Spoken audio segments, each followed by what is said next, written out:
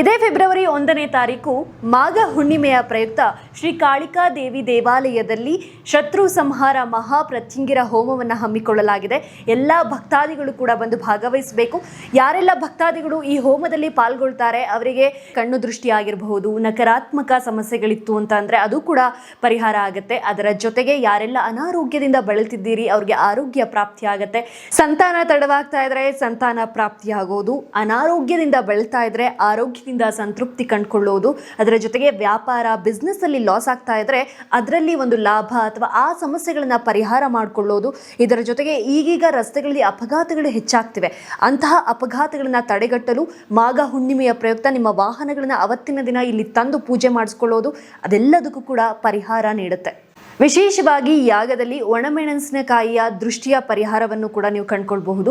ಒಣಮೆಣಸಿನಕಾಯಿಯ ದೃಷ್ಟಿಯನ್ನು ತೆಗೆದು ಆ ಮಾಡುವಂತಹ ಯಾಗದಲ್ಲಿ ಸಮರ್ಪಣೆ ಮಾಡಿದ್ರೆ ನಿಮ್ಮ ಎಲ್ಲ ನಕಾರಾತ್ಮಕ ಸಮಸ್ಯೆಗಳಿಗೂ ಪರಿಹಾರ ಕಂಡುಕೊಳ್ಳುವಂತಹ ದಿನ ಮಾಘ ಹುಣ್ಣಿಮೆಯ ದಿನ. ಹಾಗಾಗಿ ಎಲ್ಲ ಭಕ್ತಾದಿಗಳು ಬಂದು ಪಾಲ್ಗೊಂಡು ದೇವಿಯ ಆಶೀರ್ವಾದವನ್ನು ಪಡೆದುಕೊಳ್ಬೇಕು ಅಂತ ವಿನಂತಿಸ್ಕೊಳ್ತಿದ್ದೀನಿ.